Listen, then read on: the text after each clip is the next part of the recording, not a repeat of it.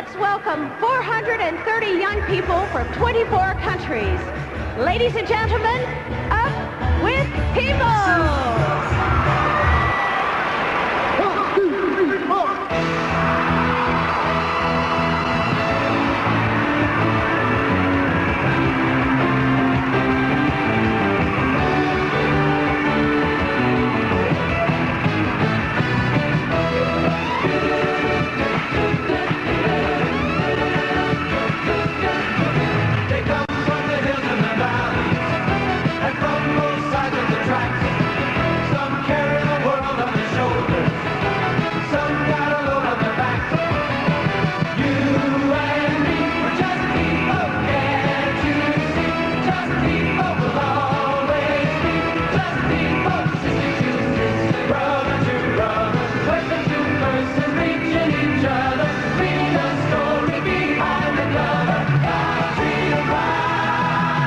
Oh, hey, didn't see you there. Do you believe me? I'm just putting the finishing touches on this grant report for Music New Brunswick. It's here. I was thinking about, so I got that show in Moncton at Zeros, Rockin' for Dollars, which I'll talk to you more about.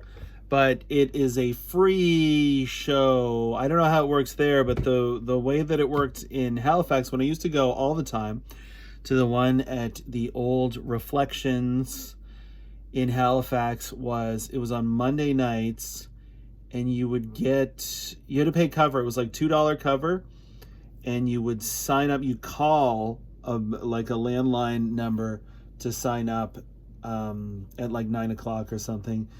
Then they fill it up. There's 15-minute slots. Anyone can play. And you would show up. If you play, you got a free pitcher of Molson Canadian draft beer. And you can play whatever you want. Doesn't matter. There's no quality control. It's an open mic. Anybody can play. And at the end of the night, there's a prize wheel, and you could spin it. And there are various prizes, including like crappy VHS or hit by food, in which the hosts throw food at you. But there's also one of the wedges on the wheel is money. And so the way that it worked at the Halifax one was it starts at $200. If nobody wins it that week, if nobody lands on the money, then the next week it's $400. And it keeps going up to $1,000 until somebody wins it. So that's the format, but like my band's never won the money. A lot of nights you just show up and play and walk away empty-handed, except for the fun that you had. You got a buzz on. It's Monday night. And it was a good way to get out and meet people in the local scene in Halifax. When we first moved there, we were a new band. So it was great for that. And you learn a lot of stage skills too. Maybe I'll cut to my clip with, I had an interview with Michelle from the band Like a Motorcycle starting. She was playing a band called No Flyers Please initially when we were. But yeah, I know a ton of people who just would make a band the week of. Yeah, just to play. Which and is, you could. Yeah. And that's part of the fun of it too, because when you go, it's like you get to see something that only exists for that show. Yeah, totally. Yeah. And like, I learned a lot of lessons from it too, like how to set your shit up really quickly and tear it down really quickly. And that skill alone, out of everything I've learned from there, which is like a lot of playing with shitty sound or playing in front of nobody or like, getting your stage presence. Rolling with sketchy gear as a drummer too. Totally, man. But the main thing I got was being able to set up my drums or pack it up as quickly as I fucking can. Because the amount of times you play a gig and you're on a schedule and they're inevitably going to be behind or they need you to rush or they need something. Like, But just about that thing, like you learn to hustle. You learn to play in suboptimal conditions, with no monitors for a drummer, with a broken down drum kit. And these are all things you got to deal with on the road. So it really helps you get your stage act together. But anyway, I got this show and I'm probably not going to get paid for it. It is a good opportunity to play at a cool bar. It's like exciting because there's already going to be an audience there. I don't have to try and promote it. I'm not convincing them to take a risk on me. And then I don't have to try and bring people out. Like, I know a few people in Moncton, but I don't know that many. I don't know enough people to fill a bar there. Certainly to come out and hear me play. So it's tough as somebody who wants to get out and do it, because, why should they book me? And so this is a foot in the door. This is a way in. This is a way to get in front of people for all the same reasons that it was a good thing to do in Halifax years ago. But anyway, I was thinking, like, would this be considered a showcase? Because I know you can apply for funding to play showcases. And then as I was thinking of that, I had this thought pop into my head. Oh my God, I applied for money to attend New Brunswick Music Week back in the fall, back in October, and I forgot about it. And I know this has happened before where I've gotten a grant and I've been sitting there wondering, like, where's my money? I thought they were going to pay me. I submitted my thing, and it turned out I had to log into the portal and I had to, like, sign the document. And I hadn't done it, and that's why they didn't pay me yet. And I said, I wonder whatever happened with that application. And so I checked the portal, and it was waiting for my signature. I don't know when, because when I signed it, then I found out there was a completion report that was due by December 31st. It is, as I talk to you right now, how's this already been 5 minutes? February 6th. Obviously, I'm behind on my report, so I am finalizing and submitting it right now. Do you remember I told you my goal was I had to make an extra $500 this month? That this is good for $325. So check this out. My goal that I wrote down was to make $500 extra, come up $500. This grant, I got a new drum student. They reached out to me. I'm $25 per half hour lesson if you want to take lessons. And so it would have been $100 this month, except I got to go. I'm away one of the days. So it's going to be $75. So $325 from the grant, $75 from a new student. And I also had another parent of kids that I teach just sent me accidentally paid me an extra $100 and asked to use it as a credit for next month. I said, sure. But look at that. $325 from a grant, $75 from a new student, and $100 from an accidental overpayment. There's my $500. The universe.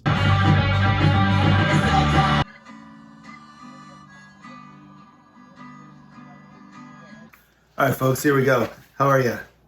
I hope you're well. I'm using my AirPods that I got for Christmas as a microphone. I hope it works. Got some LPs in the back. You can call it set dressing. You can call it virtue signaling. Whatever you need to do. Whatever you need to call it. I can't control your thoughts. I've got some thoughts of my own here written down about, here's the plan. Here's what I'm going to be looking at booking going forward. So let's just dive right into it, shall we? So number one, in July and August, I need to be playing lots. Why July and August? Because right now I've got income coming in from, Right now I've got income from my admin job at Interaction and my job as a private lesson instructor. But with lessons, you find there's a pretty sharp drop off in the summertime. So I can't count on any of that continuing. It'd be great if some of it does, but that's about half my income right now. My job at the school is good for up to 20 hours a week. It's flexible right now. I get to make my own schedule. That will probably continue in the summer. That's obviously not full time, which is fine by me. But what this means is if I am going to make my life sustainable, then I'm going to need to be out gigging if I'm not going to go get a job. And the nice thing about that is I have plenty of time. It's February 9th right now. I've got plenty of time to line things up for the summer. I have never been this on top of summer booking in my life. Usually I'm thinking a couple of months ahead. And in fact, I've been freaking out over not having, it's like, it'll take 2 months to, I asked them at Haven, which is like the premier music club in town here, how much lead time is ideal for them. And they said 2 months. And so I had been going through this little kind of panic where I'm like, okay, well, if I book a show today, then I'll have to wait 2 months to play it. But I'm not ready to book a show today. And it's just getting later and later. And no, you don't need to worry about that. Do what makes sense. July and August is when I need to be gigging a lot. Number 2, this already seems like an aside. Yes, playing live is the principal revenue source for established artists. But first you need demand. So you hear a lot of people say, with record sales not really existing anymore, touring is the only way for them to make money. But in order for that to happen, there needs to be demand first. In my experience, touring is a way to lose money, not to make it. That said, there are supports. Music NB offers a tour support grant that you can apply for, where I think I can get paid myself up to $250 a show. So, and there's a minimum of like 4 or 5 shows that you have to have booked.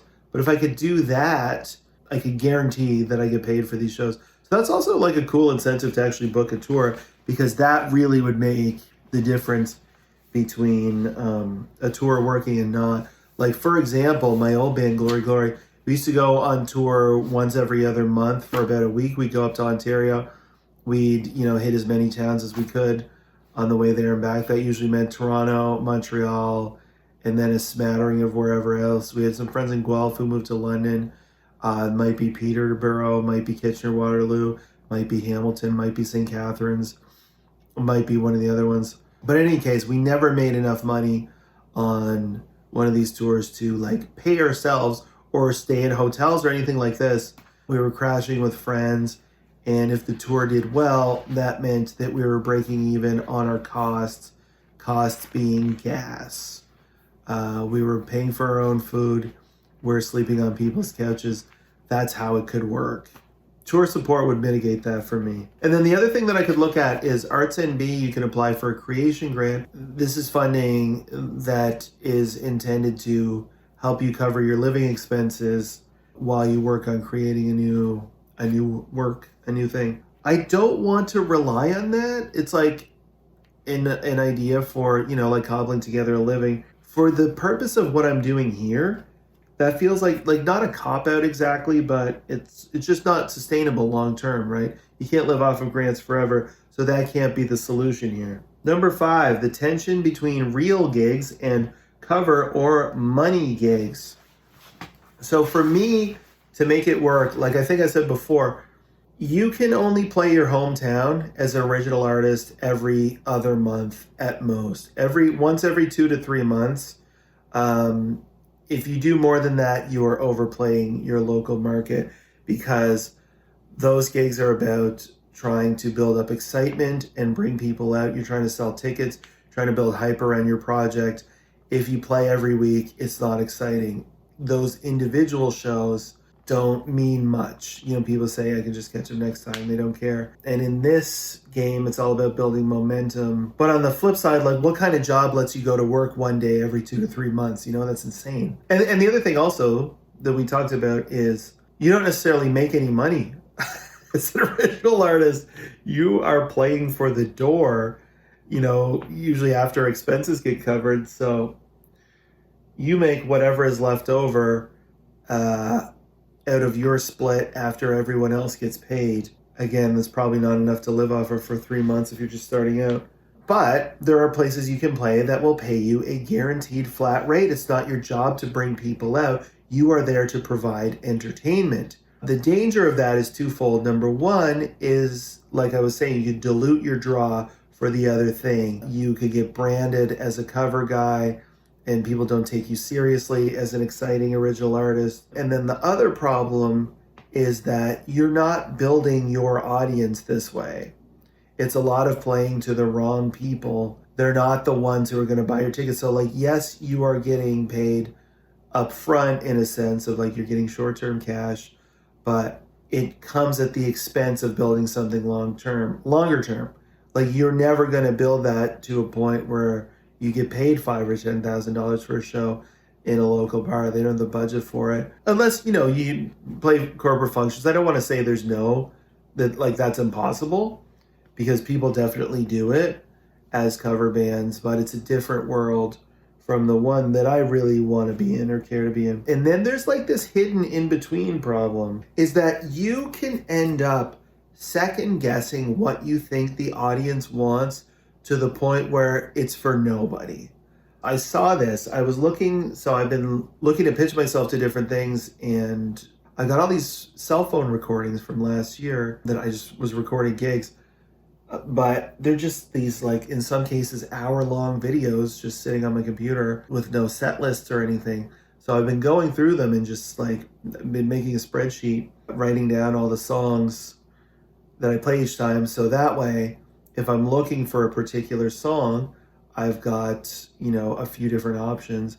And also, for my own purposes, I can look at how things evolve, what's working live. If I've got a particular song I want to work out an arrangement or a performance for, I've got a few different places I can look to see how it's working currently. But what I noticed, particularly from a show on the ferry, which is a perfect example of like not my crowd, like probably nobody on that boat is like gonna buy a t-shirt or come to a show or stream my music or any of it. But part of that is because I don't give them the chance. I show up in that environment thinking like, well, I'm here to please the crowd, so I got to please the crowd, and they don't want to hear your original stuff. They want to hear stuff that you know. But what I found from watching the video is that the most arresting songs, the most committed performances are the songs that I wrote. Like, this is not uniformly across the board, but there is a clear difference. Something about the vibe, the energy is different when it's something that's really coming from me versus when it's something that I think somebody probably wants to hear. So I need to work on my presentation in that environment, but I also need to be careful that I don't end up prioritizing that to the detriment of what I'm actually trying to do, chasing short-term money. But of course, if the only paying gigs are not what I'm going to do, then I got to figure out what I am going to do. So anyway, the strategy here is going to be, I got to book the shows that I want to be playing, the cool ones, the career building ones, and then I got to fill in the dead spots with shows that will make me money. Entertainment gigs. And like I was saying before, I'm not above doing that. Certainly I've done lots of it. And in fact, when I started playing on my own, that was a lot of what I did. Open mics, farmers markets, places where I could play, work on the craft, and not have to feel the pressure of bringing people out or like being a draw necessarily, or even playing my own material. Because if you are up there like being vulnerable, playing something that you put your heart and soul into, and people are treating it as background music, or it's just not what they want to be listening to, that sucks. It sucks for everyone. Second guessing yourself in order to appeal to what you think someone might want to hear is a path to blandness, even though it is what people like my dad encourage me to do. Number 6, as we established, it's too much. I need to focus on the core activity and the channels that amplify it. So rather than feeling like I'm just juggling all these things, grant applications, booking, social media, and it's just like this treadmill that I need to be on, pumping out content for the machine, I need to focus on the thing that I'm actually trying to do and only do the other things to the extent that they support that activity. Everything in the world will try to convince you that it is important. Everyone's vying for your attention. But if you give everyone your attention, you got nothing left for yourself.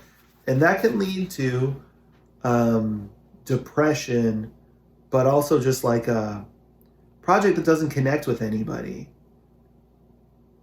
If you become if you take on what other people want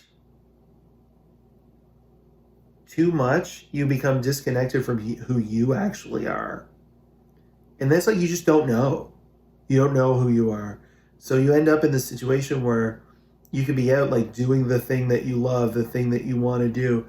But you actually are unable to deliver it in the way that it should be delivered because you don't even know what it is that you do. I talked about this before in the video last year about playing on the boat, but as I was reviewing the footage, it really hit me like, you are trying to bring the vibe to a vibeless environment. There's no, like, you look, I'll put it up on the screen, but like, look at where I'm playing. It's just these like yellow walls, beige furniture, beige floor, playing in the morning. There's no house music. There's no stage. There's no nothing. So I really need to lean into bringing as much vibe as I can and really committing to it. Like, I need to be providing that myself because the venue is providing none of it. And it's the only thing the audience is going to connect with. When it works, that's why. All right, this is already way too long. I got to cut it down. So, to reiterate, you got to focus on the core activity and the channels that amplify it and eliminate every distraction. We'll look at that next week. See you then.